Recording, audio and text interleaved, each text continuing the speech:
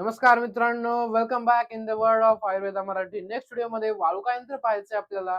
वालुका यंत्र नावामध्येच दिसतंय की इथे वालुका यूज केलेली आहे, वाळू यूज केलेली आहे. कशी याची रचना आहे तुम्हाला शॉर्ट मध्ये सांगतो. इथे आपल्याला डिटेल मध्ये पुढे चलून शिकायची आहे, कारण याचा एक खूप महत्वाचा भाग पुढे तुम्हाला चतुर्विध रसायन म्हणून आहे, त्याच्यामध्ये हा एक महत्वाचा पार्ट म्हणून आहे, लिखीला विचारला जातो. आता फक्त आपण हे यंत्र कसं आहे फक्त तेवढंच समजून घ्यायचं आहे आणि त्याच्यामध्ये कोणकोणते पार्ट्स यूज केले जातात तेही समजून घ्यायचं आहे. एक बेसिक रचना मी तुम्हाला याची समजून सांगतो. हे पहा, स्क्रीनवरती दिसत असेल तुम्हाला.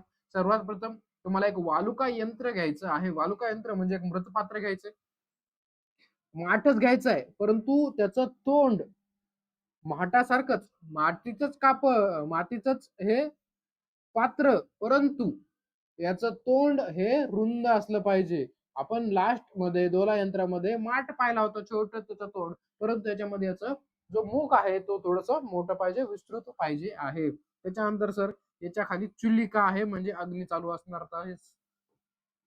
अग्नी चालू असणार त्याच्यामध्ये. तर मेन म्हणजे आपल्या यंत्राचं नाव काय आहे, वालुका यंत्र आहे, त्याच्यामुळे या यंत्रामध्ये वाळू तर असणारच. याच्यामध्ये टाकलेली असते वाळू. यंत्राच्या जवळपास 90% पार्ट मध्ये आपण वाळू टाकलेली असते. त्याच्यानंतर सर त्याच्यामध्ये आपल्याला एका काच कुपी टाकायची आहे. काच कुपी म्हणजे काय सर, एक काचची बॉटल याच्यामध्ये आपल्याला टाकायची आहे. एक काचची बॉटल याच्यामध्ये आपण काय केली, काचची बॉटल भरून ठेवली. एक काचची बॉटल, ठीक आहे.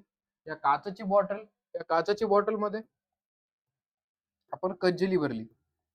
कज्जली काय असते सर, पारद आणि गंधक याचं मिश्रण, त्याला आपण कज्जली म्हणत असतो. इथे आपण काय टाकली, कज्जली टाकलेली आहे.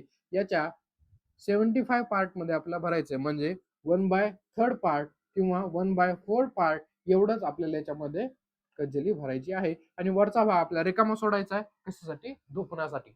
लक्ष घ्या, लगेच कळणार नाही, थोडासा वेळ लागेल.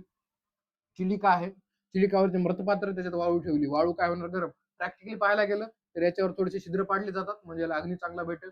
हा अग्नी वाळूला भेटतोय, वाळू गरम होतोय, त्याच्यामध्ये काच कुपी ठेवलेली आहे. काच कुपी मधला जो कज्जली आहे त्या कज्जलीला उष्णता भेटते. ती उष्णता भेटल्यामुळे त्याचं काय होतंय, शोधन होत आहे. ती उष्णता भेटते, मग ती उष्णता मिळाल्यामुळे त्याच्यातून धुपण तयार होईल. मग हे धुपण बाहेर आपण इथे एक काडी फिरून त्याच्यामधलं धुपण बाहेर काढतो, आणि त्याच्यामुळे मग आपण हा पार्ट रिकामा ठेवलेला असतो. आता हे तुम्हाला वरून रचना सांगितली, मी फक्त डिटेल मध्ये आपल्याला शिकायचं आहे. आता याच्यामध्ये कोणकोणते पार्ट यूज केले जातात, याची डेफिनेशन काय आहे पाहून घेऊया. सर्वात पहिले या वालुका यंत्राचे डेफिनेशन पहा. मृतपात्र वाळू भरून त्यात पारधादी औषधांचे कज्जलीयुक्त काचकुपी ठेवून क्रमाग्नीने औषधाचे पाचन केले जाते, त्या यंत्रास वालुका यंत्र असे म्हणतात. काय म्हटलंय, मृतपात्रामध्ये वाळू भरून त्यामध्ये पारधादी औषधांची कज्जली, म्हणजे पारद आणि गंध करून जी कज्जली, ती कज्जली ठेवून त्याच्यामध्ये कशामध्ये ठेवली, काचकुपीमध्ये ठेवून क्रमाग्नीने, क्रमाग्नी म्हणजे अग्नी आहे, त्याला मंदाग्नी, तीक्ष्णाग्नी, मध्यमाग्नी या क्रमाने अग्नी दिला जातो. त्या औषधांचे पाचन केले जाते, त्याला वालुका यंत्र असं म्हटलेलं आहे. 4 पार्ट याच्यामध्ये लागतात. एक लागते काचकुपी, त्याच्यानंतर दुसरी लागते चुल्लिका, चुल्लिका कशासाठी, अग्नीसाठी. तिसरं लागतं वालुकायुक्त मृतपात्र, आपण जे मृतपात्र पाहिलं, माठ पाहिला, ते वाळू भरलेलं मृतपात्र पाहिजे. त्याच्यानंतर लोहशलाका, लोहशलाका कशासाठी पाहिजे तुम्हाला मी काचकुपी बघताना सांगतो, ठीक आहे. एवढी गोष्ट कळालं. त्याच्यानंतर पुढे काचकुपी. काचकुपी म्हणजे काय मित्रांनो, काचची बॉटल, दारूची बॉटल तुम्ही इमॅजिन करा, एखाद्या वाईनची किंवा बिअरची, ती सेम टू सेम काचची बॉटल म्हणजे काचकुपी. सध्या आपल्याकडे दारूची बॉटल नाहीये, म्हणून आपण ही बॉटल इमॅजिन करू शकतो, ठीक आहे. एक काचकुपी आहे, त्याच्यामध्ये आपण पारद आणि गंधक याचं मिश्रण टाकलंय. मिश्रण कुठपर्यंत टाकायचंय, याच्या मानापर्यंत टाकायचं, 1/3 पार्ट किंवा 1/4 पार्ट एवढं त्याचं आपलं मिश्रण टाकायचंय. आणि वरचा भाग आपल्याला हवेसाठी रिकामा सोडायचा आहे. जर याला खालून आपण अग्नी दिली तर त्याचं वरी धुपण तयार होतंय, मग हे धुपण इथे येऊन जमा होईल. त्याच्यामुळे आपल्याला एवढा पाठ रिकामा सोडायचा आहे. त्या धुपणाचं काय करायचं सर, हे धूम आपल्याला बाहेर काढण्यासाठी एक लोहशलाका घ्यायची आहे. एक लोहशलाका याच्यामध्ये अलगद फिरवायची आहे. ती त्यांच्या काठाला टच न करता अलगद ही लोहशलाका आपण फिरवल्यानंतर याच्यामधला धूम आहे तो बाहेर निघून जाईल. जर धूपण बाहेर नाही काढलं तर ही बॉटल तडकू शकते. काचेची बॉटल आहे ना, जर जास्त त्याला उष्णता भेटली आतून तर ती तडकू शकते. म्हणून लोह शलाका घालून त्याच्यातली उष्णता आपण काढून टाकत असतो. ठीक आहे, काय कळालं? लोह शलाका. काचकुपी. काचकुपी फक्त एवढंच होतं का सर? काचकुपी तयार कशी करायची? दारूची बॉटल घेतली म्हणजे काचकुपी झाली का? नाही. त्याला 7 वेळा मात कापड करावं लागतं. मात कापड करणं म्हणजे काय सर? मुलतानी माती. एका कापडाला मुलतानी माती लावायची, याच्यावरती रॅप करायचं. रॅप केल्यानंतर ते सुकू द्यायचंय. पुन्हा डबल एका कापडावर मुलतानी माती लावायची, पुन्हा रॅप करायचंय. असं 7 वेळा करायचं आहे. जसं की बघा आपल्याकडे कापड आहे. या कापडाला काय करणार आपण? या कापडाला आपण मुलतानी माती लावणार. मुलतानी माती लावल्यानंतर आपण याला मात कापड करतो. मात कापड म्हणजे या काचकुपीला आपण काय केलं, याने छोटं कापड असतं ते आपण इथं अवेलेबल नाही म्हणून छोटं कापड घेता येतं. मुलतानी माती लावतात आणि त्याला असं मात कापड करतात. सुकण्याची वाट पाहतात. हे सुकून गेल्यानंतर दुसरं मात कापड त्याला मुलतानी माती लावायची, पुन्हा याला रॅप करायचं. अशा पद्धतीने काय करतो आपण? मात कापड करून काचकुपी तयार करत असतो. तर ही काचकुपी बघा, इथं तुम्हाला एक्झाम मध्ये कसं लिहायचं सांगतो. अरुंद तोंडाची उष्णता सहन करू शकेल अशी काचेची बॉटल घ्यायची. अरुंद तोंडाची, थोडीचं तोंड त्याचं मोठं असलं पाहिजे. अरुंद तोंडाची, उष्णता सहन करेल अशी आपल्याला काचेची बॉटल घ्यायची आहे. त्या बाटलीत पातळ वस्त्राच्या साह्याने मात कापड करून घ्यायचं आहे. पातळ वस्त्र घ्यायचंय, मात कापड करून घ्यायचं. तुम्हाला सांगितलं ना, वस्त्राला आपण मुलतानी मातीचा लेप लावतो आणि ते बाटलीवर लावतो. ते सुकल्यानंतर पुन्हा 7 वेळा मात कापड. किती वेळा मात कापड करायचे?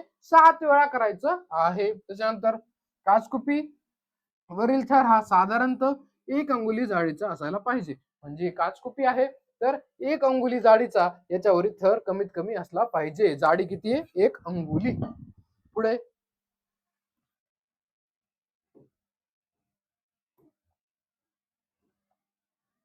पुढे त्यानंतर काचकुपीत पारदर्शक द्रव्यांची घोटलेली कज्जली औषधानुसार साधारणतः 1/3 किंवा 1/4 प्रमाणामध्ये भरावी. उर्वरित जागा ही अग्निसंस्कारात निर्माण झालेला धूर बाहेर पकडण्यासाठी ठेवायची आहे. काय म्हटलं तुम्हाला? काचकुपीमध्ये आपला पारदगंधाची कज्जली ही 1/3 किंवा 1/4 पार्टच बनवायची. त्याच्या वरचा भाग आपला रिकामा सोडायचा आहे. कशासाठी रिकामा सोडायचा आहे वरचा भाग आपल्याला?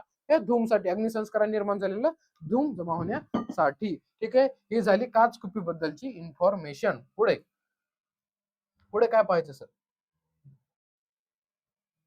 काचकुपी नंतर आपला चिल्लिका. चिल्लिका. चिल्लिका म्हणजे आपल्याला ज्याची अग्नी पाहिजे आहे ती अग्नी. वालुका यंत्रात दिला जाणारा अग्नी हा 3 to 8 पहर क्रमाग्नी स्वरूपात असतो. ठीक आहे, अग्नी 3 ते 8 प्रहर. आता प्रहर म्हणजे काय इमॅजिन करा. एक प्रहर म्हणजे किती सांगितलेलं होतं मी? एक प्रहर म्हणजे 3 तास.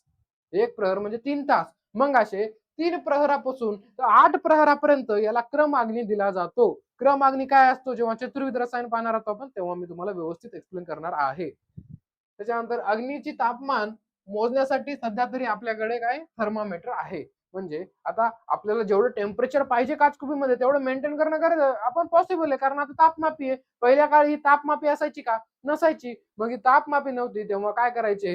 जे आपण मृतपात्र आहे त्याच्यावरती एक शराव संपुट ठेवायचा. शराव म्हणजे झाकणी, आणि त्याच्यावरती गवताच्या काड्या ठेवायच्या. मग या गवताच्या काड्या जळणार नाहीत एवढ्याच प्रमाणामध्ये क्रमाग्नी द्यायचा.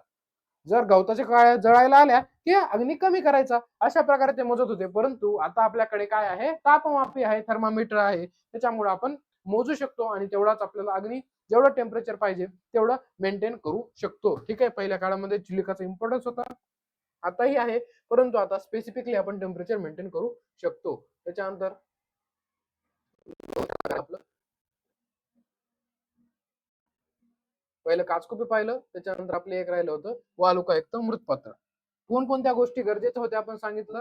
वालुका यंत्र पाहताना, वालुका यंत्र पाहताना काचकुपी सगळ्यात महत्वाची. त्याच्यानंतर वालुकायुक्त मृतपात्र आपल्याला पाहिजे, चिल्लिका पाहिजे. आता वालुकायुक्त मृतपात्र कशाचं आहे आपण पाहायचं.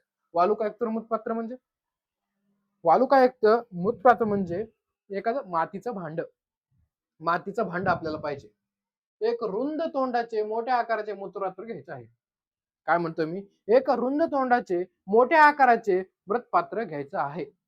हे मृतपात्र आपण त्याच्यामध्ये 3 ते 4 अंगुल एवढ्या उंचीपर्यंत जाडसर आकाराची वाळू भरायची आहे. जाड वाळू या मृतपात्रामध्ये टाकायची आहे. त्याच्यानंतर औषधीयुक्त काचकुपी त्याच्यामध्ये ठेवायची आहे. ही काचकुपी हे पहा, आपण आता एक मडकं घेतलं, त्याच्यामध्ये काय टाकलं आपण, वाळू टाकली आणि त्याच्यामध्ये ही काचकुपी मध्ये ठेवली. कळालं का? इकडे काय आहे, मडकं आहे, हे मडकं, त्याच्यामध्ये वाळू आणि वरती ठेवली काचकुपी. ठीक आहे.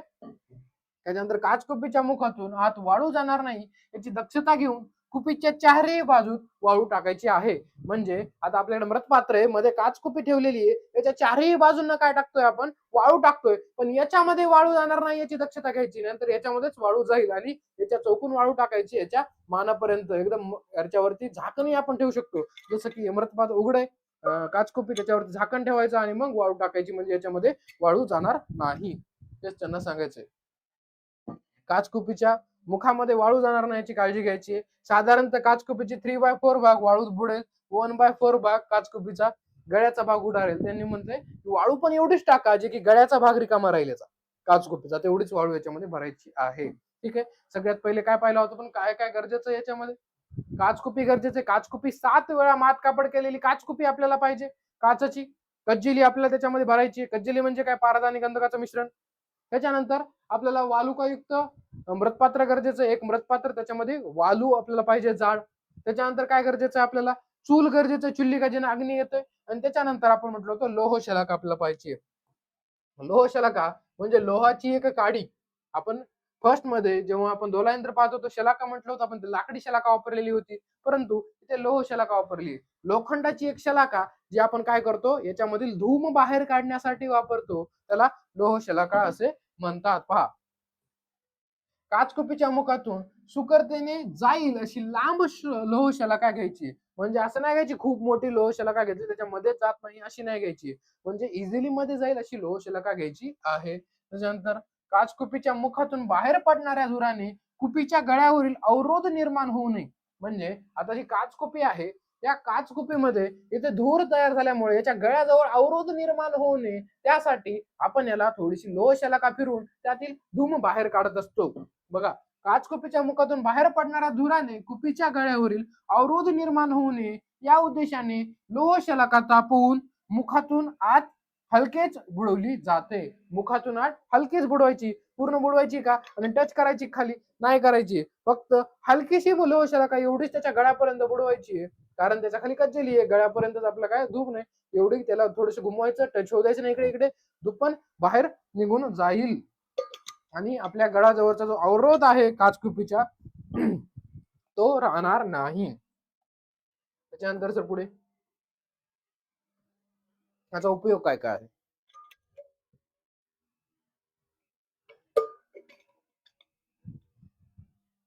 गंधकाची पारदामध्ये जारणा करण्यासाठी आपलं पारद आणि गंधकाची गंजिली तयार करतो. मग याच्यामध्ये एकमेकाला सामावून घेण्यासाठी ही काचकुपीची पद्धत वापरली जाते, किंवा काय फॉर्म्युलेशन तयार करण्यासाठी.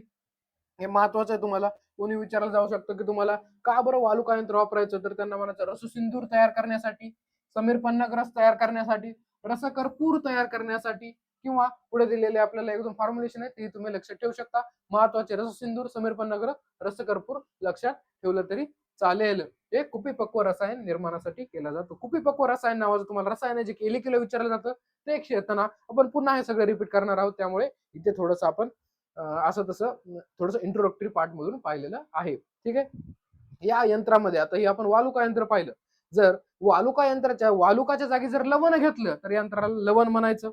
जर या आपण वाळूच्या जागी जर राख घेतली तर या लाखाला काय म्हणतो आपण, भस्म यंत्र सुद्धा म्हणतो. म्हणजे आपण जे मृतपात्र घेतलं त्याच्यात वाळू भरली होती म्हणून याला वाळुका यंत्र म्हटलं. जर त्याच्यामध्ये लवण भरलं, मीठ भरलं तर लवण यंत्र. जर त्याच्यामध्ये राख भरली तर काय झालं, भस्म यंत्र तयार होतं. पुन्हा एकदा सगळं यंत्र आपण रिवाइज करूया.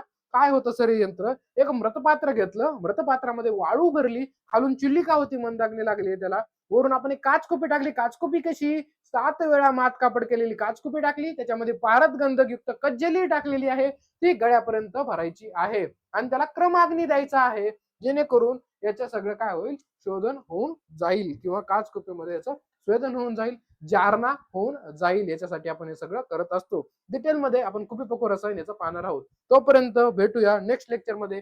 Thank you very much. All the best.